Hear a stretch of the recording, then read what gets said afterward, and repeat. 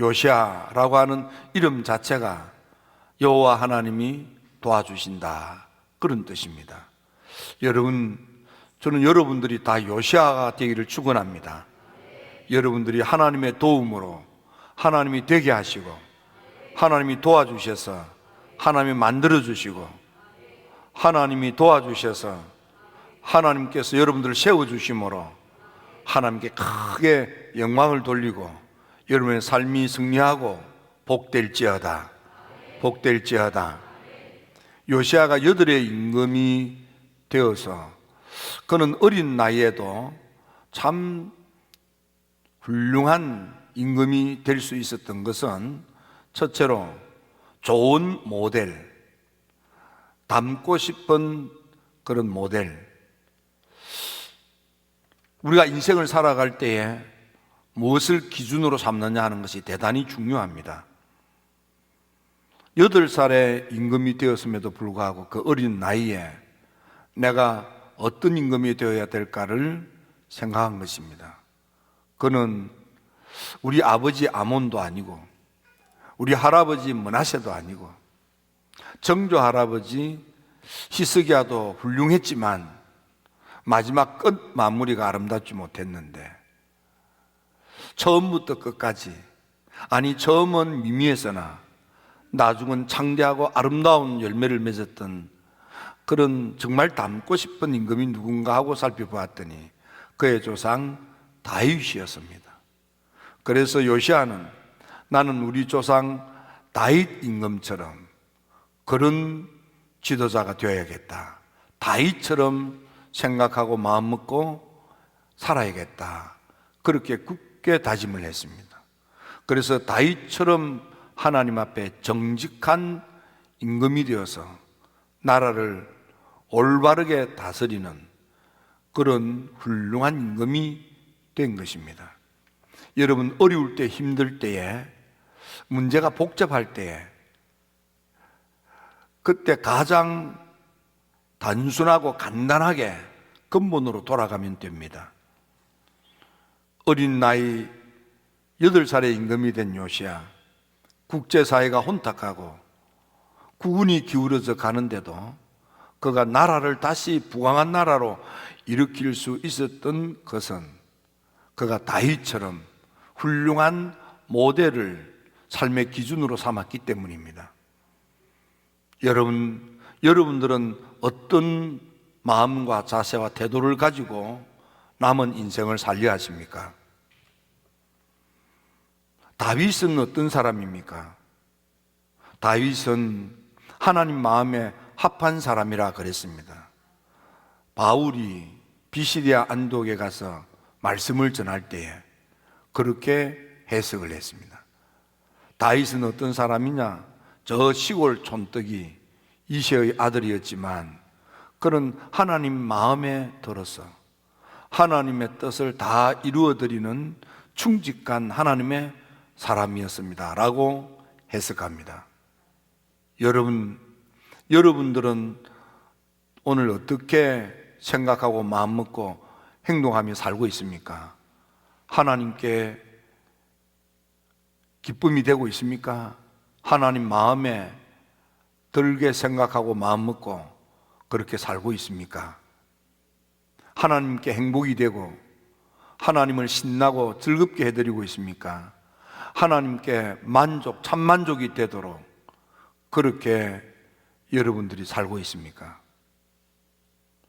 여러분들은 하나님께서 여러분들을 보고 어떤 마음일까요? 특히 요시야 임금의 할아버지 므낫세, 요시야 임금의 할아버지 므낫세는요, 성경에 보니까 하나님을 화나게 했습니다. 진노를 격발했다 그랬습니다. 화가 욱 치밀어 오르도록 악한 짓을 많이 했다 그랬습니다.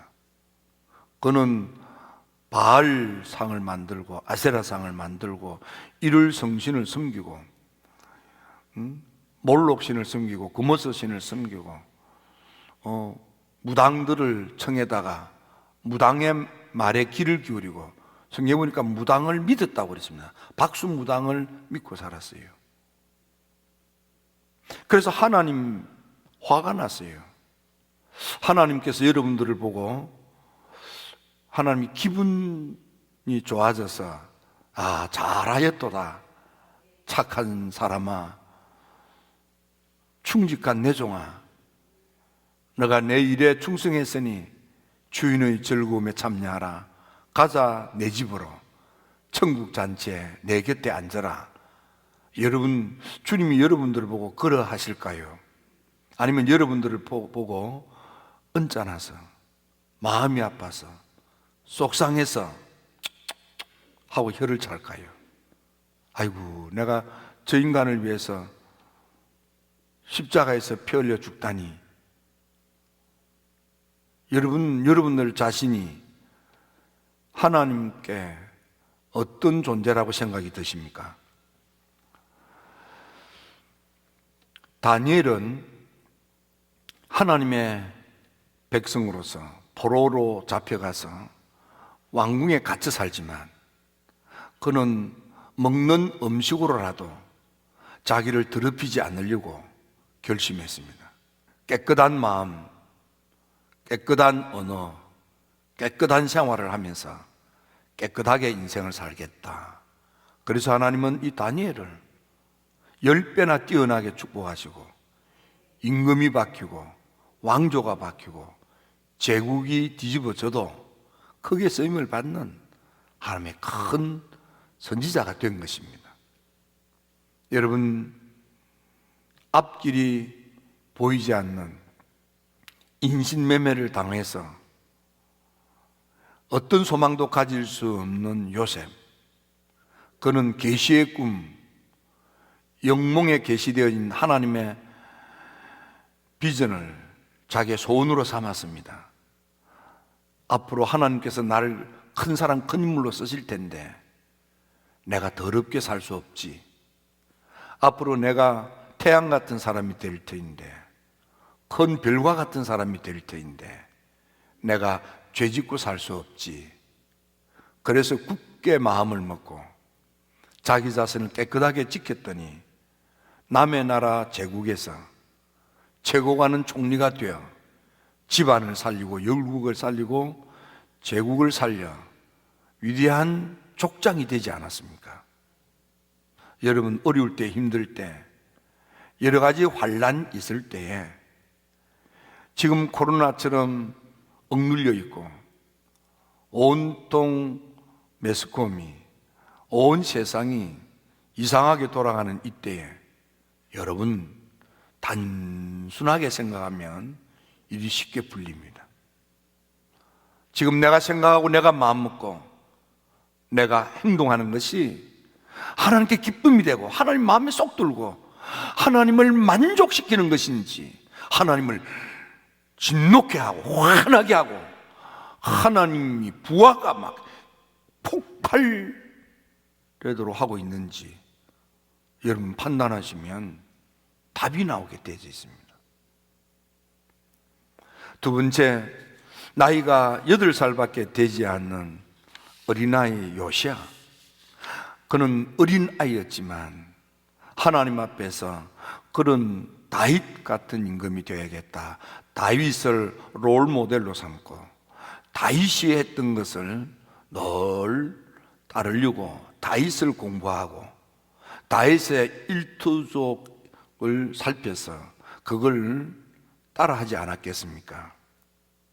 그러다가 18년이 지난 후에 다윗 임금을 살펴보니까 다윗 임금의 인생에 큰 헌신은 성전을 건축하는 것이었습니다. 특히 역대기에 나타나는 다윗은 하나님 성전 건축의 열매로 일생을 마치는 것입니다. 그래서 그때 깨달았지 않았는가 이런 짐작이 듭니다. 아유, 내가 롤 모델로 삼았던 다윗 할아버지가 성전을 건축했는데, 그러고 살펴봤더니 글쎄 성전을 손보지 않아서 여기저기 허물어져 있고 손볼 데가 많은 거예요. 그래서 성전 수리할 수 있는 경비를 헌금으로 드리면서 사반을 부르고 시장을 부르고 공무원을 불러서, 서기관 공무원을 불러서, 그래서 제사장 hilkiya에게 보내서 성전 수리를 하도록 그렇게 한 것입니다.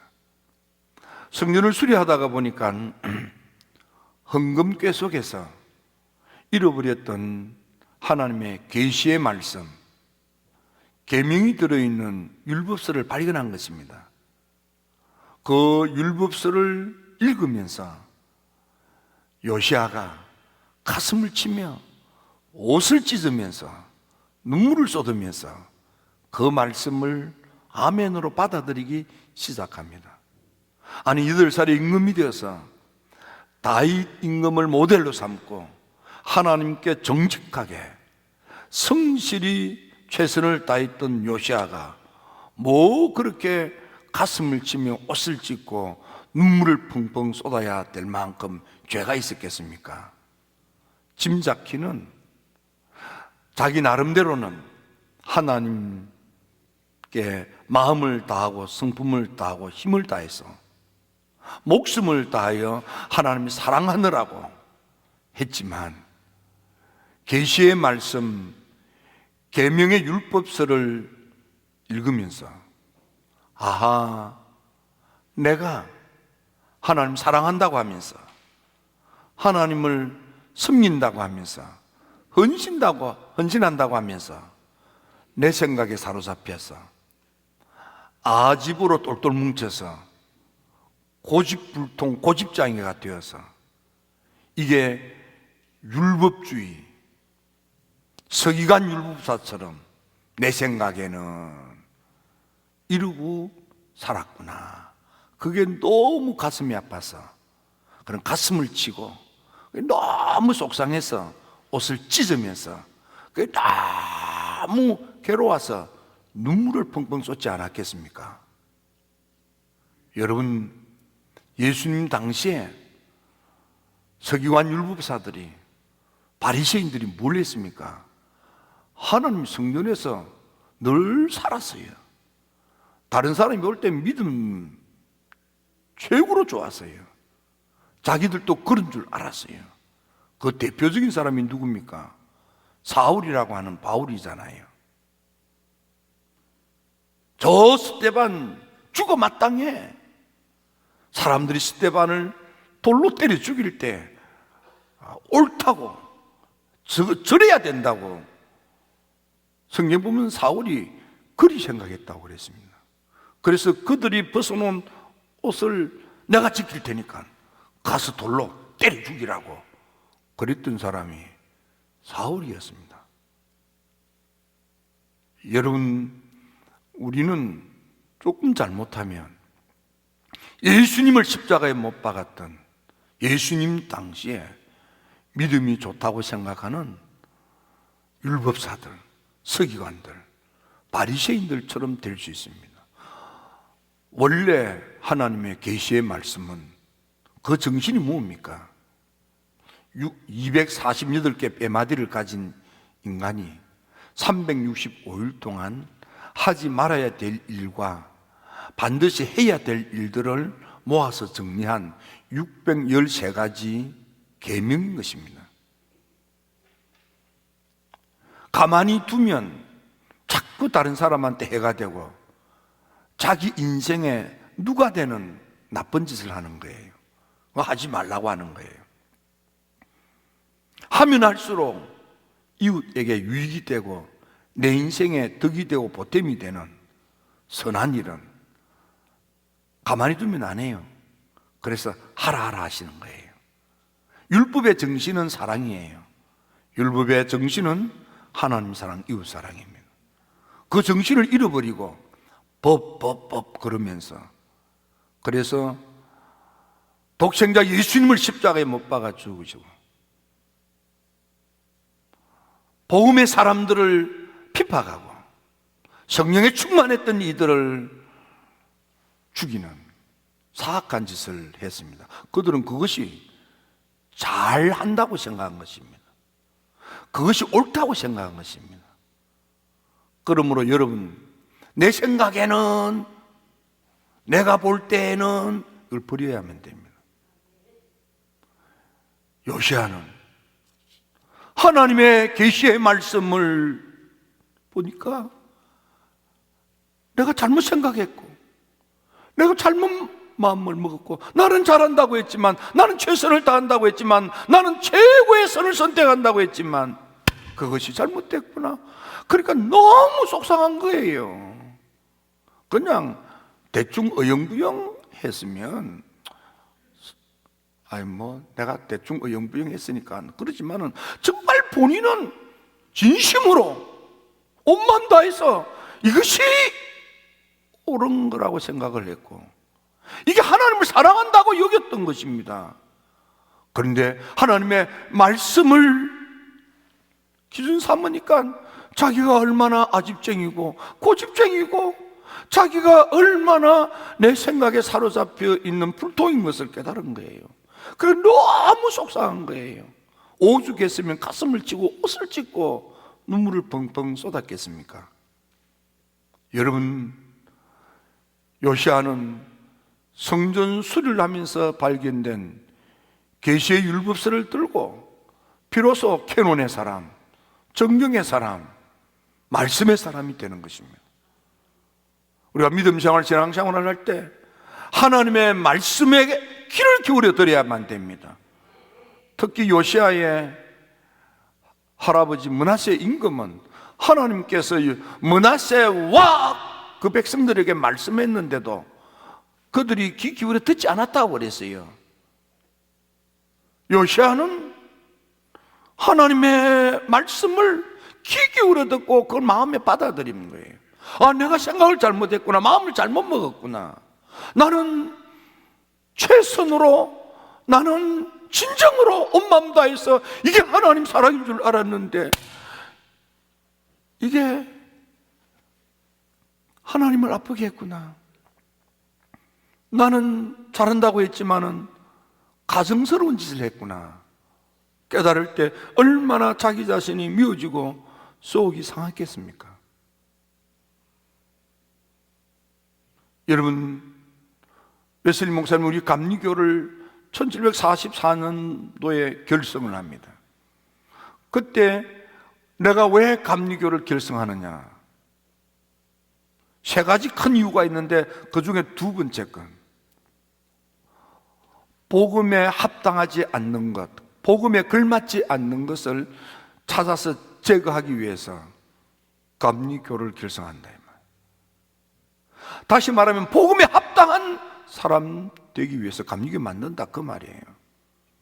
하나님의 말씀대로 믿고 살자고 감리교 만든다 이 말이에요.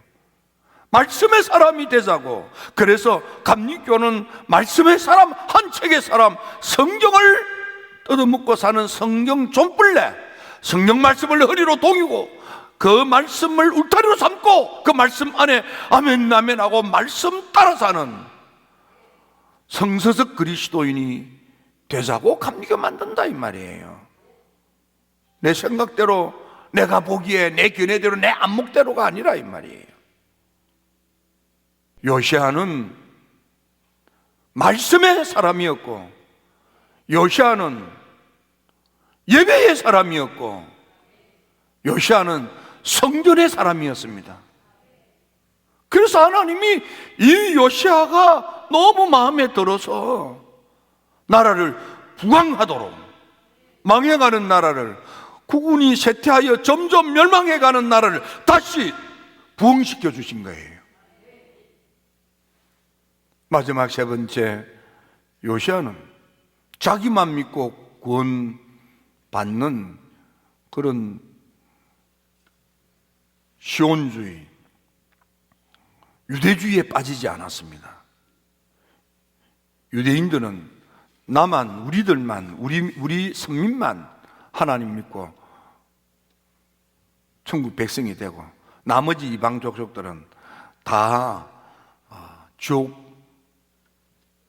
멸망에 이르게 될 거다, 뭐 그런 생각을 가지고 있었어요. 하나님은 하나님의 사람들을 통해서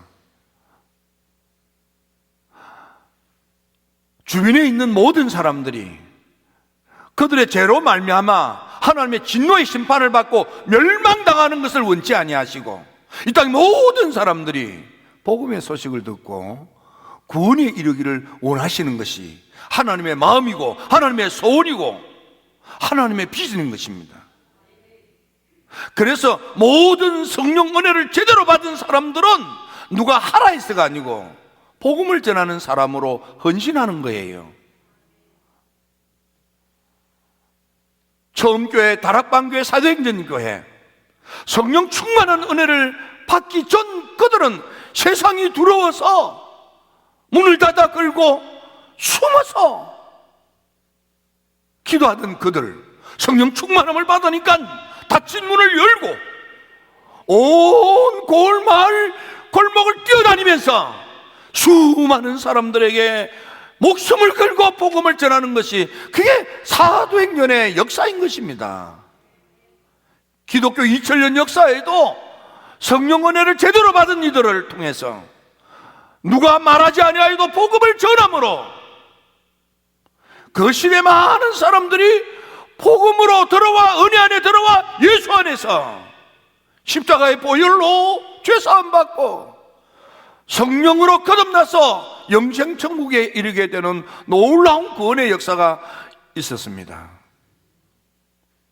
우리 웨슬리 목사님도 성령 충만한 은혜를 받자 웨슬리와 함께 은혜를 받은 감리교도들은 만나는 사람들을 복음하는 거예요. 복음을 전해서 복음을 받아들이게 한다 그 말이에요. 그리고 그 마을을 깨끗한 마을로, 경건한 마을로 바꾸는 거예요. 그게 지역을 복음하는 성시화입니다. 그리고 세상 풍조를 바꿔놓는 거예요. 그게 사회개혁인 것입니다. 하나님의 놀라운 은혜는 내 안에 있는 하나님이 가정에 여기는 모든 우상을 타파하는 것입니다. 잘못된 종교도 우상이지만 내 안에 있는 모든 음란과 부정과 사욕과 정욕과 탐심은 우상 숭배라. 이 더러운 것들을 버리는 거예요. 하나님이 가정이 여기는 걸 버리는 거예요. 하나님을 진노케 하는 걸 버리는 거예요. 하나님을 화나게 하는 걸 버리는 거예요. 하나님을 기쁘시게, 하나님 마음에 쏙 들게, 하나님을 행복하게, 하나님을 신나게, 하나님을 만족스럽게 하여, 마태복음 25장 21절의 말씀처럼 잘했다 착한 사람아, 충성된 내 종아. 여러분, 이런 사람 되기를 주의 이름으로 축원합니다. 누가 감리교도냐? 자기 아집, 자기 생각, 자기 견해에 갇혀있는 사람이 아니라 자기를 깨고 하나님의 말씀을 아멘으로 받아들이고 성령의 인도하심에 이끌림을 받아들이며 하나님 마음에 쏙 들도록 나를 드리는 거예요. 힐탑의 성도 여러분, 하나님께서 이 요시아를 통해서 31년 동안 나라를 부강시켜 주셨던 이 놀라운 축복으로 여러분의 가정이 부흥될지어다, 아들, 딸들에게 부흥이 있을지어다, 일터에 부흥이 있을지어다, 남은 삶에 하나님이 되게 하시고 하나님이 만들어주시고 하나님이 이루어주시는 축복의 부흥이 있을지어다.